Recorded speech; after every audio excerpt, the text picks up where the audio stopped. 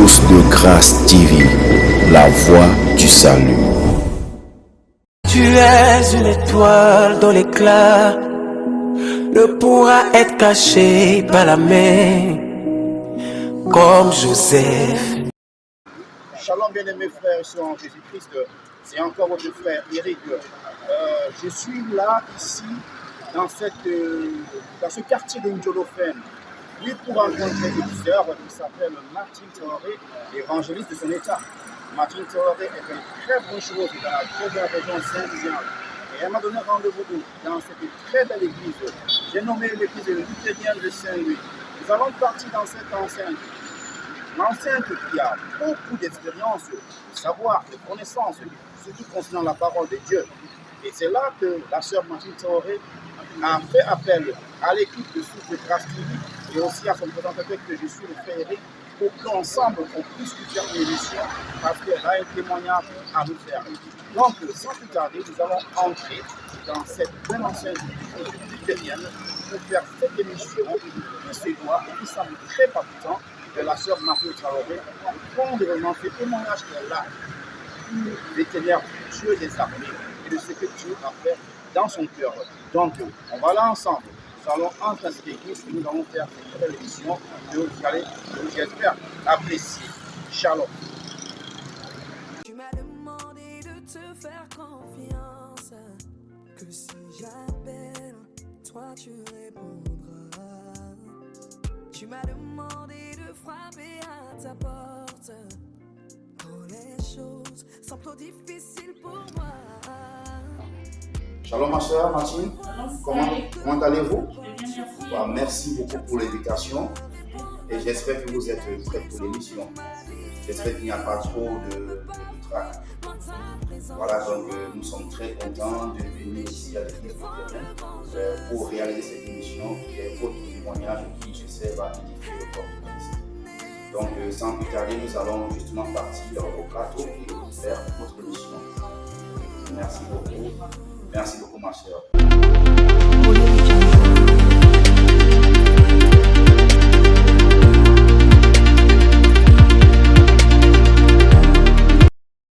Shalom à vous, bien-aimés frères et sœurs en Jésus-Christ. Shalom chez vous. Je reviens encore pour un autre énième tournage de votre émission Témoignage. Parce que le deuxième tournage a été tellement aussi apprécié par vous, fidèles internautes et bien-aimés frères et sœurs en Jésus-Christ. Et aujourd'hui, nous sommes allés à la rencontre d'une bien-aimée sœur en Christ. Voilà, elle nous a invités dans cette sublime enceinte de l'église luthérienne de Saint-Louis. Cette église qu'elle a vraiment choisie et elle a dit c'est un endroit spécial pour qu'elle puisse faire son témoignage. Et d'ici quelques instants, je vais introduire la sœur pour qu'elle puisse vraiment nous parler de sa rencontre personnelle avec le Seigneur et de sa croissance spirituelle avec le Seigneur. Et tout ceci, c'est sur votre chaîne web Source de Grâce TV. Donc sans plus tarder, je vais introduire notre bien-aimée sœur Martine Traoré. Shalom ma sœur. Shalom mon frère. Comment allez-vous? Bien, merci. En quelques mots, est-ce que vous pouvez vous décrire en quelques mots pour que nos fidèles internautes puissent savoir qui est vraiment la sœur Martine Traoré? Bon, je me présente, je suis votre sœur Kolou Martine Traoré. Je suis évangéliste et entrepreneur guinéenne d'origine. Je suis à Saint-Louis il y a de cela 13 ans maintenant. Je suis là avec ma petite famille. Voilà. Donc, en quelques mots, tu t'es décrit et tu nous as fait comprendre que tu es évangéliste et tu es une sœur qui vraiment agit dans l'entrepreneuriat et aussi une très bonne mère de famille. Voilà. Donc, l'émission témoignage, c'est pour mettre en lumière tous les bien-aimés frères et sœurs en Jésus-Christ. Donc, de nous parler de leur expérience personnelle, donc de leur rencontre avec le Seigneur et de ce que le Seigneur a fait dans la vie de chaque personne. Parce que vous connaissez très bien que notre vie doit être une vie de témoignage. Et de témoigner et de louer tout ce que le Seigneur a fait dans nos vies. Et c'est pour cela que nous avons répondu à votre appel. Déjà, on a fait 2 tournages de 2 bien-aimés frères. Et je remercie vraiment toute la communauté chrétienne de Saint-Louis et d'ailleurs qui sont en train vraiment d'apprécier cette émission et qui sont en train d'encourager cette émission comme il se doit. Donc, nous allons entrer dans le vif du sujet. Martine Traoré, c'est bien vrai qu'à l'époque, on était tous dans le monde. Mais par quel moyen ou par qui t'est arrivé l'idée de pouvoir embrasser la vie chrétienne? et d'accepter Jésus-Christ comme Seigneur et Sauveur? Bon, pour aller je serai bref. Bon, je suis née dans une famille animiste. Animiste, Mon oui. père et ma mère, personne, je dirais, de mon village n'était pas chrétien comme ça. Donc, j'ai été avec mon père, il était fonctionnaire, il n'est plus. Voilà. Vous êtes né au Sénégal ou Non, en Guinée. En Guinée, Conakry. Oui, en Guinée forestière. Forestier, d'accord. Voilà. Donc, on a voyagé un peu partout en Guinée avec mon papa. À un certain moment, quand j'avais 10 ans, on partait dans une église catholique. Moi, pour moi, c'était juste pour aller être au milieu des gens. Je ne comprenais pas. Donc, après cela, j'ai grandi. Après, je suis allée au lycée. Je n'étais plus avec la famille. Et ensuite, à l'université, arrivé à Conakry, j'étais avec une sœur qui travaillait avec le pasteur et qui était femme de ménage, voilà, qui nettoyait l'église. Et elle m'a invité à rester avec elle dans sa chambre. Et le pasteur lui a dit, et ta sœur là, elle ne vient pas à l'église. Si elle ne vient pas, elle ne restera pas avec toi. Donc c'est comme ça que j'ai commencé à venir à l'église. Et une fois, quand j'ai commencé à venir à l'église, dès le premier dimanche après le C'est cette sœur qui vous a influencé à venir à l'église. Oui, voilà. Oui. Et après le premier culte, le pasteur m'a invité à parler avec lui. Le pasteur m'a dit que je ferais partie désormais de la Torah. Et je me disais, ouais, mais il ne comprend pas. Je ne sais pas de quoi il parle. Et c'est comme ça que j'ai commencé. Et le second dimanche, il m'a donné le micro. Parce que nous avions fait la répétition le samedi. Ensuite, il y a eu le culte le dimanche. Donc, quand j'ai pris le micro, c'était vraiment chaud. Et après cela, quand j'ai pris le micro, je tremblais, je pleurais. Parce que je ne savais pas de quoi il s'agissait. Je n'avais jamais imaginé le faire de toute ma vie. Et je suis passée là-bas. Après 2 ans, je me suis retrouvée ici. Voilà, et je me suis dit que je vais venir ici au Sénégal pour me débrouiller et ensuite aller terminer pour avoir ma licence. Donc, ici, maintenant, c'est là où les choses ont vraiment basculé. Voilà. Et j'étais là avec le père de mes enfants et on a commencé à entreprendre. Je n'ai plus eu l'idée de retourner parce que les choses ne sont pas déroulées comme je l'avais imaginé, en fait. Voilà. Côté foi ou bien côté entrepreneuriat? Non, je n'étais plus dans la foi parce que je n'avais pas trouvé un chrétien ici pour, pour m'amener dans une église ou alors pour comme ça, parce que je ne comprenais pas la vie chrétienne. Je n'avais pas compris. Tout était nouveau pour toi. Vous avez grandi dans une famille animiste. Et là, quand on dit animiste, c'est des fétiches, des idoles et tout ça, des génies, tout ça. Oui. Voilà. Et mon grand-père même, il avait une idole dans la famille. Quand j'étais petite, là, je le voyais souvent, il me donnait des trucs, voilà, oui. Donc, j'ai continué ma vie. Et à un moment donné, c'était en 2015. Voilà. Là, vous êtes au Sénégal. Voilà. Et j'avais commencé à avoir beaucoup de biens ici, avec celui avec lequel je suis venue. Donc, je partais comme ça, j'étais à l'aise, j'avais une situation à l'aise, mais il me manquait la paix au fond de moi. Donc, vous vivez toujours votre vie d'animiste, voilà. Toujours au Sénégal. Au Sénégal, au milieu des musulmans. Et là, je n'avais pas la paix. Parce que quand je voyais les musulmans pratiquer leur foi, souvent, mais les actes qu'ils posaient devant moi, vraiment me décourageaient. Parce que moi aussi, j'ai eu à aller dans la mosquée. J'ai été convertie à l'islam à un certain moment donné. Je l'ai pratiqué parce que la personne avec qui j'étais était musulman. Donc, en fait, ce que, sans offenser nos musulmans, ce que vous voulez dire en grosso modo, c'est que vous étiez à la recherche de la foi, de la véritable foi. Où est-ce que vous allez trouver vraiment la réponse à toutes vos recherches? Oui, je sentais en fait un vide dans moi. Je n'avais pas la paix.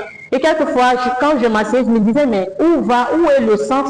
Je ne comprenais pas le sens de ma vie, au fait. Je me disais, il y a quelque chose qui manque. Je savais ça, mais je ne savais pas comment faire pour trouver. Vous voyez? Mais en voyageant, j'étais venue avec une Bible qui appartenait à mon papa. Voilà. Animiste, mais il avait une Bible. Il avait une Bible avec lui. Waouh! Voilà. Surprenant ça. J'ai pris sa Bible sans qu'il se rende compte. Je l'ai mis dans ma valise, j'ai voyagé avec. Et j'ai commencé à lire les psaumes. C'est une chose que je n'ai jamais faite. Mais c'était pas, parce que je ne comprenais pas, pour moi c'était juste littéraire, je lisais comme ça, sans compréhension. Et en 2015, j'ai décidé d'aller à l'église Vie Nouvelle. Je cherchais, oui. Du regretté pasteur Fembaya. Voilà. Mais pour arriver là-bas, j'ai eu à suivre une émission, je me rappelle, je sais pas, à la télé, dont j'ai eu à trouver le numéro du Sénégal. J'ai appelé pour leur faire comprendre que je suis chrétienne. Je suis à Saint-Louis, mais je ne sais pas dans quelle église aller pour faire les cultes. Je ne connais pas de chrétiens. Voilà, et ils ont contacté le pasteur, je crois, Mbaya. Voilà, Mbaya. Le frère de pasteur Mbaya. Et c'est lui qui m'a appelé pour me dire que je peux venir à l'église là-bas. Et il m'a indiqué le lieu. Donc, j'ai commencé à aller. J'ai commencé à aller là-bas. Et vous ne parlez plus de votre compagnon. Déjà, moi, vous m'avez parlé qu'il était d'une foi opposée à la vôtre. Oui. Et le fait de suivre une autre direction, sans toutefois entrer dans votre vie privée, que Dieu en garde cela, mais juste avoir un petit éclairage. Et comment est-ce qu'il a pu prendre cela, le fait que tu n'as pu continuer à marcher selon lui, sa directive, et vous avez pris un chemin opposé? Est-ce que ça n'a pas eu des tensions dans votre vie, bon, sans plus entrer en profondeur? Bien sûr, parce que quand les choses allaient de son côté, quand je pratiquais la religion, en fait, lui, ça l'arrangeait beaucoup. On était bien, il y avait l'harmonie, il y avait tout ça là, bon, tout allait bien. Mais jusqu'au jour où vraiment je commence à vraiment me retirer, à ne plus pratiquer et à rester dans mon petit coin, à souvent au fait, à ne plus continuer à parler avec lui comme avant. Parce que vous posez des questions. Voilà. C'est à la recherche de la connaissance, à la recherche de la véritable foi. Oui. Oui. Mais je n'étais pas tout de suite la foi, mais je sais, à cause du vide qui était au-dedans de moi, c'était comme il y a quelque chose qui manque, que je dois retrouver pour avoir le vrai bonheur. Voilà, pour combler ce vide. Voilà. Pour avoir la vraie paix. Voilà. Et vous avez trouvé chez le pasteur Mbaya? À l'église, c'est le pasteur Mbaya que ma vie a changé. C'est là que vous avez accepté le Seigneur? Je n'ai pas accepté le Seigneur là-bas. Oui. Quand le pasteur m'a vu à l'église, et je lui ai dit mon nom, mon prénom, Martine, et tout de suite, pour lui, j'étais chrétienne, bon, je suis née de nouveau, alors que rien du tout. Et c'était un dimanche, parce que j'étais baptisée déjà, dans l'église où j'ai parti à Conakry, on m'a baptisée.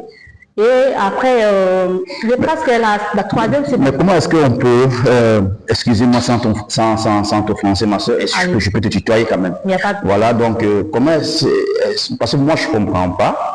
Vous m'avez dit à Conakry, vous êtes allé dans une église par le canal d'une sœur. Vous faites baptiser, mais en vous baptisant, déjà, avant de se baptiser, il faut d'abord recevoir le Seigneur Jésus-Christ comme Seigneur Sauveur. Je l'ai confessé, je l'ai reçu. Voilà, c'est là il fallait un peu souligner, parce que là, ne pas le dire ainsi, bon, c'est pour ça que je vous ai posé la question. Si c'est ici que vous avez reçu le Seigneur, c'est à Conakry que vous l'avez reçu comme Seigneur et Sauveur. Amen.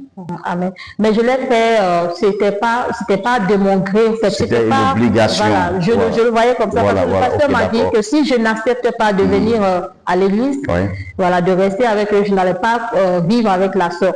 Et à l'université dans laquelle moi j'étais, il n'y avait pas de campus là-bas. Voilà, donc je n'avais pas aussi les moyens d'avoir une chambre pour moi. Donc, vous voyez un peu. Donc, j'étais dans l'obligation de faire ça. D'accord. Voilà. Amen. Donc, nous allons marquer une petite courte page de pub. Nous allons revenir justement pour la seconde partie parce que ce témoignage a vraiment l'air très palpitant. Nous allons poursuivre cela justement après cette courte page de publicité.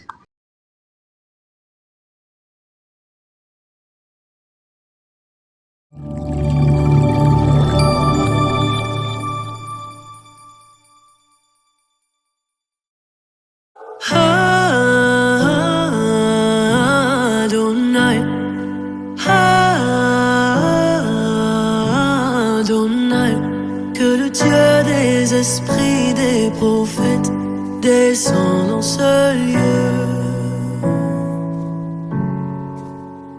Shalom bien-aimé, shalom population de Saint-Louis. Une nouvelle pétillante vous est réservée. Le sublime auberge Eden vous ouvre ses portes et vous déballe son tapis rouge. Vous tous qui êtes des passionnés des appartements meublés, calme et riche en potentiel. L'auberge Eden est un havre de paix et convivial pour toutes vos visites, week-end en famille, vacances ou pour affaires. Une équipe de professionnels est mise à votre disposition pour que votre séjour soit agréable.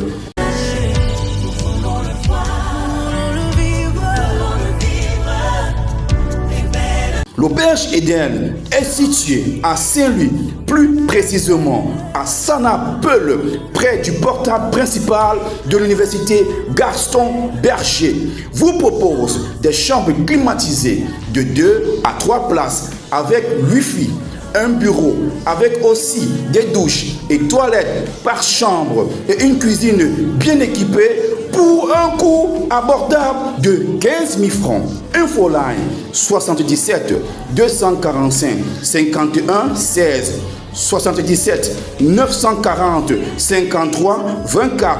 Venez nous rendre une visite et apprécier la qualité et la sympathie de ce havre de paix. Shalom à vous.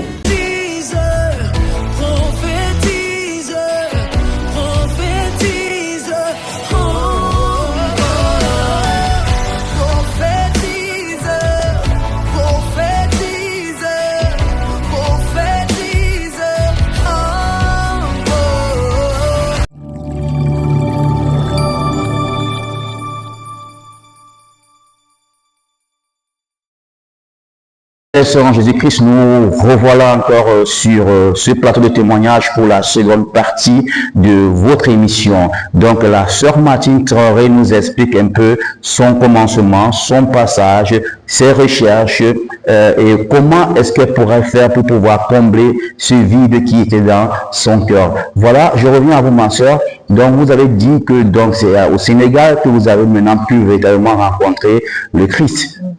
Et faire sa volonté. Ouais. Amen. Amen. Et bon, la question que j'aimerais vous poser, lors de votre, je vais dire, confession, en acceptant Christ comme Seigneur Jésus et Sauveur dans votre vie, est-ce que ça n'a pas eu des répercussions dans votre vie, déjà votre vie de famille, ça veut dire en couple, et aussi votre vie de famille entre les parents et les frères? J'ai eu à confesser, au moment de ma confession, je n'étais pas dans la famille. Comme je l'ai dit tout à l'heure, j'étais à Conakry. Voilà, la famille était au village. Donc, j'ai confessé le Seigneur, mais je ne connaissais pas le Seigneur. Voilà. Ce que je veux dire, c'est que du moment que tu l'as connu, je l'ai rencontré. Vous l'avez rencontré. Voilà. C'était ici à Saint-Louis. À Saint-Louis, comme je l'ai souligné. Est-ce qu'il n'y a pas eu des persécutions ou bien peut-être il n'y a pas eu des épreuves que vous avez traversées, bien sûr. La famille ou bien venant de votre conjoint? Bien sûr. Vous pouvez nous expliquer en quelques mots lesquels? Parce que pour moi, c'est un désir qui était vraiment ardent. Et rien ne pouvait m'arrêter en ce moment-là. J'ai connu le Seigneur dans les Écritures parce que j'ai beaucoup cherché. Voilà. Et quand j'ai trouvé le Seigneur, la paix est venue et tout ça là. Et tout ce que je n'avais pas, j'ai commencé à imaginer et à l'avoir au fond de moi. Donc, maintenant, mon intérieur était comblé. Maintenant, l'extérieur, les problèmes ont commencé. D'ailleurs, même là où j'habitais d'abord, parce qu'en ce moment-là, je n'étais pas avec la personne avec laquelle je vivais, il avait déjà voyagé, il n'était pas là. Voilà. Et s'il avait voyagé pour un petit temps, et il s'est retourné, il a vu que tout a changé. Je n'étais plus la Martine d'avant qu'il avait, voilà, j'avais un peu changé quand même.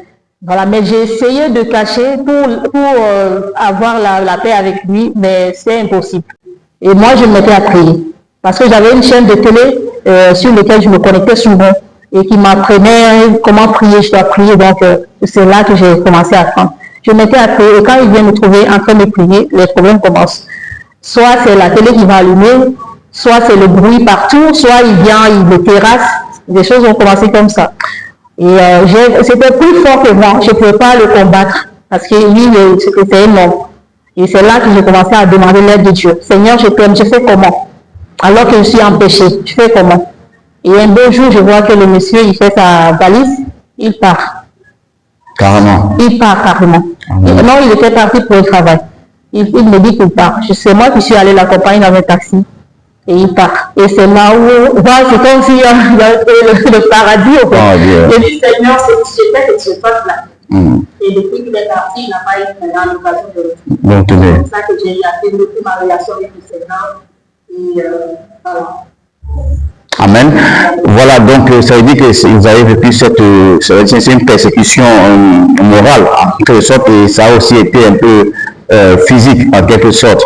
Voilà, donc, et justement après ça, dans votre marche avec le Seigneur, personnellement, vous avez vu du changement en vous, ou bien qu'est-ce que vous avez vu de nouveau en vous, et qu'est-ce que la vie en Christ vous a apporté en quelques mots? Et surtout les temps dans tous les domaines de ma vie. Parce qu'avant, j'étais un être très faible, très faible, mais quand même, je savais faire les choses, mais je n'avais pas, je dirais, de grandes protections. C'est ce que je cherchais dans la vie. Je n'avais pas quelqu'un qui pouvait me dire, je suis avec toi, avance. Toujours, c'était qui me faisait bloquer. J'avais, par exemple, je voulais un peu quand je vois des obstacles, des personnes devant moi qui sont capables de m'écraser, donc je les retiens. Et ça m'a beaucoup retardé dans la vie. Et même quand j'étais en classe, j'étais très intelligente. Et ça, tout le monde en parlait là, tous les étudiants, mais elle se laisse pas arriver. C'est quoi son problème? Mais les gens me menaçaient. J'avais eu beaucoup de choses comme ça dans ma vie. Et j'étais à la recherche de quelqu'un qui pouvait être plus fort, qui pouvait me donner l'assurance de faire les choses, de me laisser aller. On dit à la recherche de ça. Donc, quand j'ai connu le Seigneur, m'a donné cette assurance-là. Je suis avec toi. Libère-toi. J'ai mis des dons en toi, des choses en toi, que tu es capable de changer quelque chose. Tu es capable de faire ceci. Donc, moi, ça me semble. Je suis très heureuse. Donc, Dieu a cultivé en vous ce qu'on appelle l'assurance. Et c'est cette assurance que vous traînez jusqu'à maintenant. Et vous prêchez Jésus avec toute autorité et avec toute assurance. Donc, il n'y a plus cette peur. Donc ça, c'est un plus que le Seigneur a apporté dans votre vie. Et dans votre vie chrétienne, que peux-tu dire à toute personne qui vit la même situation comme celle que vous avez racontée, comme ce témoignage que vous avez raconté? Parce que vous savez que notre vie, c'est une vie de témoignage. Qu'est-ce que vous pouvez apporter comme conseil fondamental à tous ceux et celles qui te suivront à travers cette émission? Si vous avez été au Seigneur et que vous l'avez compris, il est capable de vous sortir de toute situation, de toutes vos faiblesses que vous avez, qui soient faiblesses de, peu importe la faiblesse que vous avez, appuyez le Seigneur pour aller dans la vie. Et donc, il dit de ne pas se fier à l'homme. Lorsqu'on se fie à l'homme, nous savons les conséquences de l'échec lorsqu'on se fie à l'homme. Donc, il est ça. Et Dieu, il doit dans la vie. Il est capable. Faites la parole dit qu'il a Jésus. Parce que les personnes sont dans la même situation que moi j'ai été dans le passé. Amen. Donc, nous avons la grande commission qui est d'aller et de faire des nations des disciples. Et depuis lors, je sais que vous avez embrassé cette tunique d'évangéliste. Et pour une femme, c'est pas du tout aisé, c'est pas du tout facile. Et je sais qu'à travers ce que vous faites, parfois dans votre planning d'évangélisation, ce n'est pas du tout facile. Mais quand même, Dieu fait grâce. Est-ce que dans ce que vous faites, vous rencontrez souvent des difficultés? Ça veut dire peut-être des personnes qui vous persécutent dans ce que vous faites? Bon, je dirais ça c'est avant. Ce n'est plus maintenant parce qu'avant, je n'avais pas appris assez de choses. Je voulais juste aller par la foi. Par le zèle. Ce feu qui brûlait en toi. Oui. Qui était au dedans de moi, je voulais le que le Seigneur, c'est lui qui sort, c'est lui qui donne la vie éternelle. Alors que je ne savais pas qu'il y avait des biens à ajouter, il y avait des choses voilà, à améliorer. D'accord. Aujourd'hui, je peux dire qu'il n'y a pas de. Après, les expériences, je n'ai pas de comme avant. Voilà. Parce que avant, je ne proposais pas mon prochain. Je disais qu'il est venu parce que lui, il a choisi de son prénom, c'était de plutôt. Lui, il a choisi son chemin. Peut-être qu'il va aller en avant. Mais aujourd'hui, je comprends que, et quand je retourne dans mon passé, et jusqu'aujourd'hui, je peux comprendre mon prochain. Même s'il est plus pas de moi, je sais parler et le comprendre.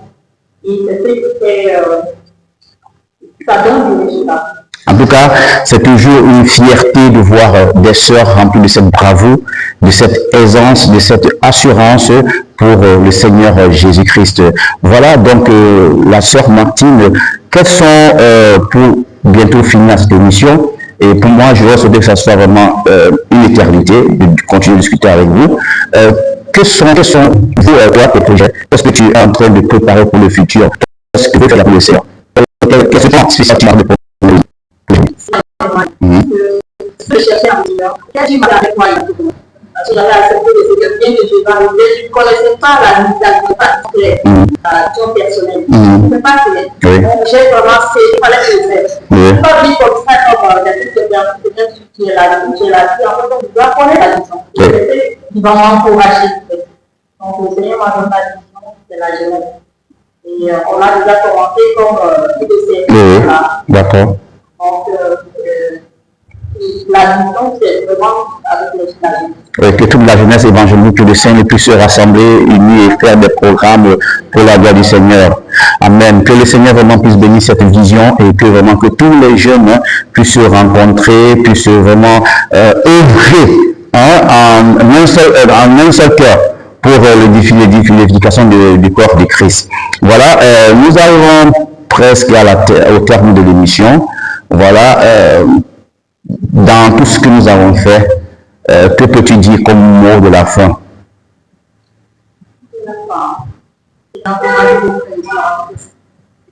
Parce que nous sommes dans une vie qui n'est pas très facile à évangéliser ou alors à pratiquer notre foi chrétienne, vu que nous ne sommes pas beaucoup. Mais j'encourage nos frères et sœurs à rester attachés à la parole de Dieu. Parce que c'est là où nous avons réellement, nous pouvons vivre la vie dont le Seigneur s'attend. Voilà. Nous ne pouvons pas la parole pour pouvoir avoir cette lumière-là au dedans de nous. Et cette foi-là aussi. Voilà. Restons attachés à la parole, restons attachés, voilà. Et demandons souvent le Saint-Esprit de nous guider, car il est le bon conseiller. Voilà, que le Seigneur nous a donné. Donc, c'est le conseil que j'ai. Alléluia, et c'est cette belle parole que nous allons mettre au terme à notre mission, qui sont, nous sommes la lumière du monde et nous sommes aussi le sel du monde et qui donnons un bon goût à toutes les sauces.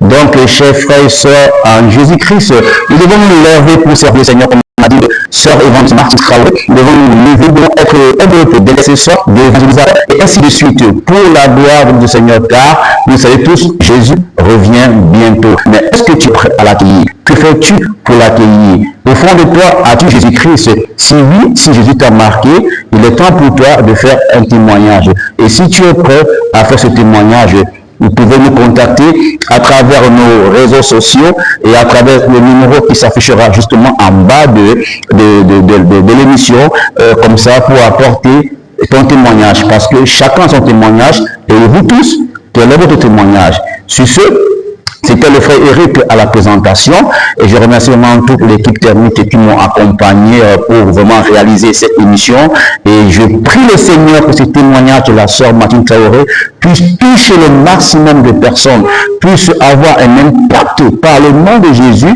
à tous ceux et celles qui écouteront cette émission. Sur ce, je vous demande de vous porter très bien par la grâce du Seigneur et on se donne rendez-vous pour les prochaines éditions de votre émission Témoignage. Shalom chez vous et que Dieu vous bénisse abondamment.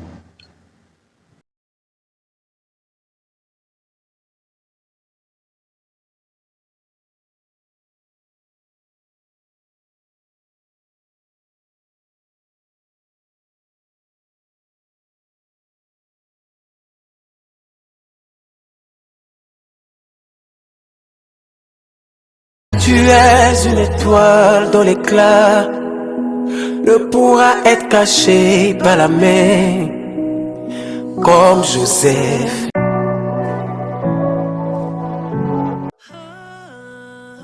Bien-aimés dans le Seigneur, je vous appelle à lire les histoires de la Bible et à vous conformer aussi aux personnages de la Bible. C'est ce qui nous aide à grandir dans la foi et à voir comment, lorsque nous les lisons, comment ils ont marché, des grands hommes de Dieu, ils ont marché avec le Seigneur.